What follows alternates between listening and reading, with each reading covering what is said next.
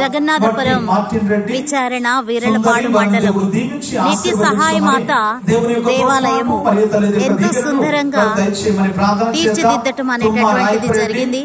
ఊరి పండుగ సందర్భంగా స్టేజ్ ని ఈ విధంగా వేసేసి విద్యుత్ అలంకారాలతో ఎంతో మంది జన సందోహంతో ఈ విధంగా గుడి యొక్క ఆవరణ అంతా కూడా ఉంది.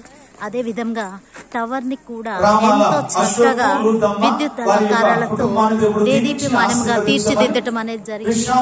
ఊరంతా కూడా మనం చూసినట్లయితే ఈ యొక్క ఎంతో అలంకారాలతో ఈ యొక్క లైటింగ్స్ అనేటటువంటివి గుడిని ఎంతో సుందరంగా తీర్చిదిద్దినటువంటి సందర్భాన్ని బ్యానర్స్ ని ఈ విధంగా